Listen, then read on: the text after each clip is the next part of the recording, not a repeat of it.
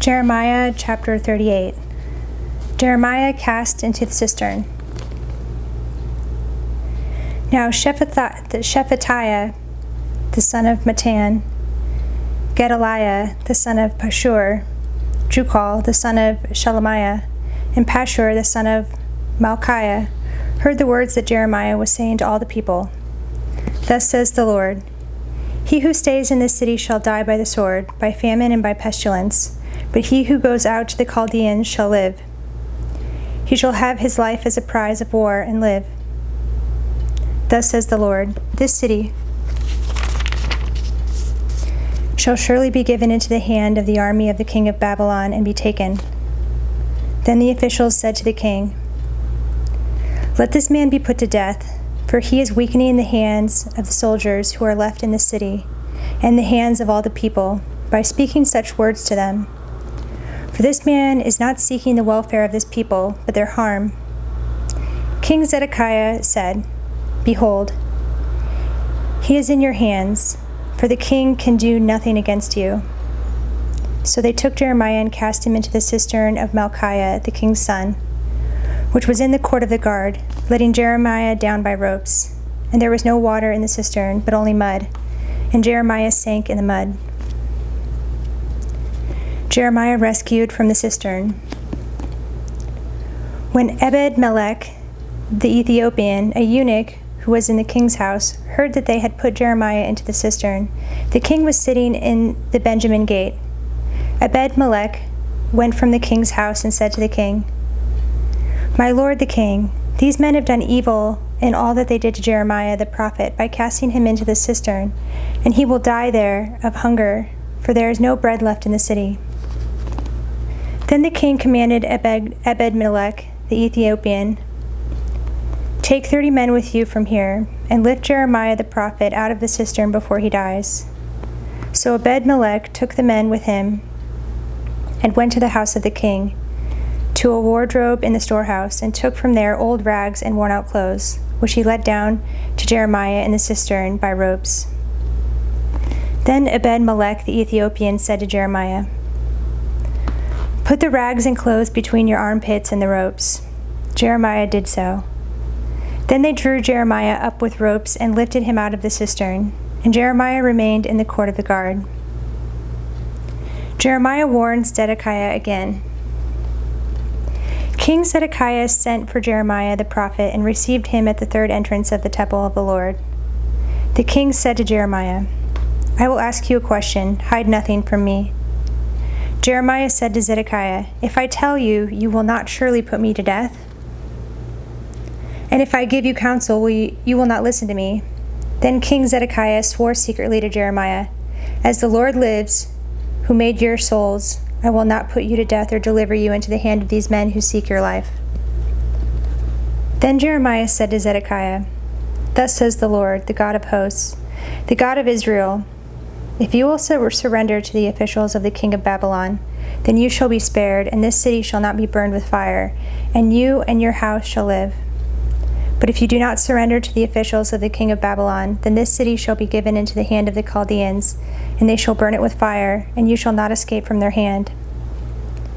King Zedekiah said to Jeremiah, I am afraid of the Judeans who have deserted to the Chaldeans, lest I be handed over to them and they deal cruelly with me. Jeremiah said, You shall not be given to them. Obey now the voice of the Lord, and what I say to you, and it shall be well with you, and your life shall be spared. But if you refuse to surrender, this is the vision which the Lord has shown me. Behold, all the women left in the house of the king of Judah were being led to the officials of the king of Babylon and were saying, Your trusted friends have deceived you and prevailed against you. Now that your feet are sunk in the mud, they turn away from you. And all your wives and your sons shall be led out to the Chaldeans, and you yourself shall not escape from their hand, but shall be seized by the king of Babylon, and this city shall be burned with fire. Then Zedekiah said to Jeremiah, Let no one know of these words, and you shall not die. If the officials hear that I have spoken with you, and come to you, and say to you, Tell us what you said to the king, and what the king said to you, hide nothing from us, and we shall not put you to death, then you shall say to them, I made a humble plea to the king that he would not send me back to the house of Jonathan to die there. Then all the officials came to Jeremiah and asked him, and he answered them as the king had instructed him. So they stopped speaking with him, for the conversation had not been overheard. And Jeremiah remained in the court of the guard until the day that Jerusalem was taken. Chapter 39. The Fall of Jerusalem. In the 9th year of Zedekiah, king of Judah, in the 10th month, Nebuchadnezzar, king of Babylon, and all his army came against Jerusalem and besieged it. In the 11th year of Zedekiah, in the 4th month, on the 9th day of the month, a breach was made in the city. Then all the officials of the king of Babylon came and sat in the middle of the gate. Nergal-Sarezer of Samgar, Nebusar-Sechem, the Rabsaris, Nergal-Sarezer, the Rabmag, with all the rest of the officers of the king of Babylon. When Zedekiah, king of Judah, and all the soldiers saw them, they fled, going out of the city by night, by way of the king's garden through the gate between the two walls. And they went toward the Arabah. But the army of the Chaldeans pursued them and overtook Zedekiah in the plains of Jericho. And when they had taken him, they brought him up to Nebuchadnezzar, king of Babylon, at Riblah, in the land of Hamath, and he passed sentence on him. The king of Babylon slaughtered the sons of Zedekiah at Riblah before his eyes, and the king of Babylon slaughtered all the nobles of Judah. He put out the eyes of Zedekiah and bound him in chains to take him to Babylon. The Chaldeans burned the king's house and the house of the people, and broke down the walls of Jerusalem. Then Nebuzaradan, the captain of the guard, carried into exile to Babylon the rest of the people who were left in the city, those who had deserted to him, and the people who remained. Nebuzaradan, the captain of the guard, left in the land of Judah some of the poor people who owned nothing, and gave them vineyards and fields at the same time. The Lord delivers Jeremiah. Nebuchadnezzar, king of Babylon, gave command concerning Jeremiah through Nebuzaradan, the captain of the guard, saying, "Take him, look after him well, and do him no harm, but deal with him as he tells you."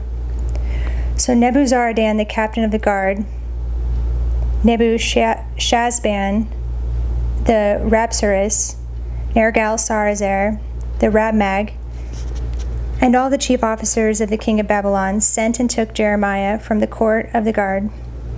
They entrusted him to Gedaliah, the son of Ahikam, son of Shaphan, that he should take him home.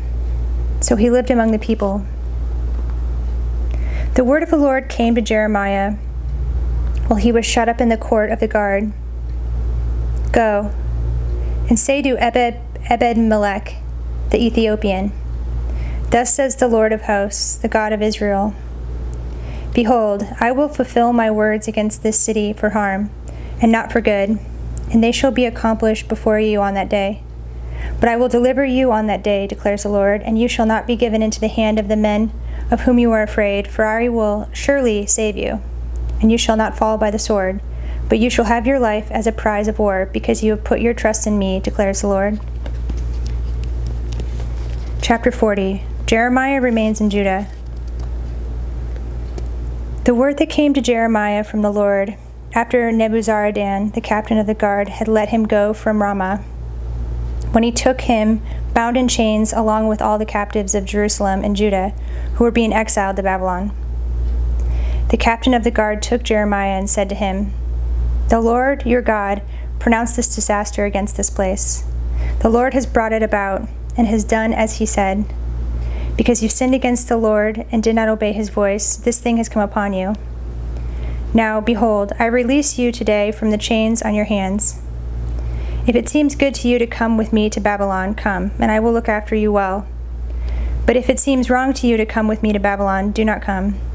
See, the whole land is before you. Go wherever you think it good and right to go. If you remain, then return to Gedaliah, the son of Ahikam, son of Shaphan, whom the king of Babylon appointed governor of the cities of Judah, and dwell with him among the people, or go wherever you think it right to go." So the captain of the guard gave him an allowance of food and a present, and let him go. Then Jeremiah went to Gedaliah the son of Ahikam at Mizpah, and lived with him among the people who were left in the land. When all the captains of the forces in the open country and their men heard that the king of Babylon had appointed Gedaliah the son of Ahikam governor of the land, and had committed to him men, women, and children, those of the poorest of the land who had not been taken into exile to Babylon, they went to Gedaliah at Mizpah.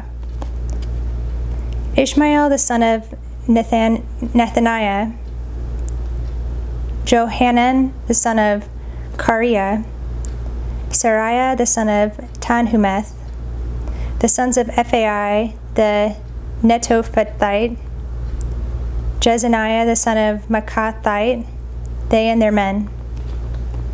Gedaliah the son of Ahikam, son of Shaphan, swore to them and their men, saying, "Do not be afraid to serve the Chaldeans.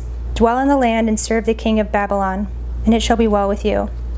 As for me, I will dwell at Mizpah, to represent you before the Chaldeans, who will come to us. But as for you, gather wine and summer fruits and oil, and store them in your vessels, and dwell in your cities that you have taken."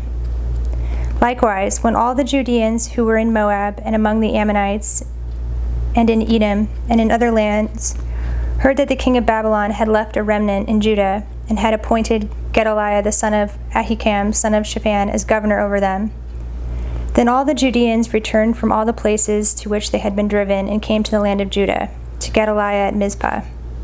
And they gathered wine and summer fruits in great abundance. Now Johanan the son of Kareah and all the leaders of the forces in the open country came to Gedaliah at Mizpah and said to him, "Do you know that Baalis, the king of the Ammonites, has sent Ishmael the son of Nethaniah to take your life?" But Gedaliah the son of Ahikam would not believe them. Then Johanan the son of Kareah spoke secretly to Gedaliah at Mizpah, "Please let me go and strike down Ishmael the son of Nethaniah, and no one will know it. Why should he take your life so that all the Judeans who are gathered about you would be scattered, and the remnant of Judah would perish?" But Gedaliah the son of Ahikam said to Johanan the son of Kareah, "You shall not do this thing, for you are speaking falsely of Ishmael." Chapter 41. Gedaliah murdered. In the 7th month, Ishmael the son of Nethaniah, son of Elishama of the royal family, one of the chief officers of the king, came with 10 men to Gedaliah the son of Ahikam at Mizpah, and they ate bread together there at Mizpah. Ishmael the son of Nethaniah and the 10 men with him rose up and struck down Gedaliah the son of Ahikam, son of Shaphan, with the sword, and killed him, whom the king of Babylon had appointed governor in the land. Ishmael also struck down all the Judeans who were with Gedaliah at Mizpah, and the Chaldean soldiers who happened to be there. On the day after the murder of Gedaliah, before anyone knew of it, 80 men arrived from Shechem and Shiloh and Samaria, with their beards shaved and their clothes torn and their bodies gashed, bringing grain offerings and incense to present at the temple of the Lord. And Ishmael the son of Nethaniah came out from Mizpah to meet them, weeping as he came. As he met them, he said to them, "Come in to Gedaliah the son of Ahikam." And when they came into the city, Ishmael the son of Nethaniah and the men with him slaughtered them, and cast them into a cistern. But there were 10 men among them who said to Ishmael, "Do not put us to death, for we have stores of wheat, barley, oil, and honey hidden in the fields." So he refrained and did not put them to death with their companions. Now the cistern into which Ishmael had thrown all the bodies of the men whom he had struck down along with Gedaliah was a large cistern that King Asa had made for defense against Baasha, king of Israel. Ishmael the son of Nethaniah filled it with the slain. Then Ishmael took captive all the rest of the people who were in Mizpah, the king's daughters, and all the people who were left at Mizpah, whom Nebuzaradan, the captain of the guard, had committed to Gedaliah, the son of Ahikam. Ishmael, the son of Nethaniah, took them captive and set out to cross over to the Ammonites. But when Johanan, the son of Kareah, and all the leaders of the forces with him heard of all the evil that Ishmael, the son of Nethaniah, had done, they took all their men and went to fight against Ishmael, the son of Nethaniah. They came upon him at the great pool that is in Gibeon. And when all the people who were with Ishmael saw Johanan, the son of Kareah, and all the leaders of the forces with him, they rejoiced. So all the people whom Ishmael had carried away captive from Mizpah turned around and came back, and went to Johanan, the son of Kareah. But Ishmael, the son of Nethaniah, escaped from Johanan with 8 men and went to the Ammonites. Then Johanan, the son of Kareah, and all the leaders of the forces with him took from Mizpah all the rest of the people whom he had recovered from Ishmael, the son of Nethaniah, after he had struck down Gedaliah, the son of Ahikam, soldiers, women, children, and eunuchs, whom Johanan brought back from Gibeon. And they went and stayed at Geruth Chimham near Bethlehem, intending to go to Egypt because of the Chaldeans. For they were afraid of them, because Ishmael the son of Nethaniah had struck down Gedaliah the son of Ahikam, whom the king of Babylon had made governor over the land.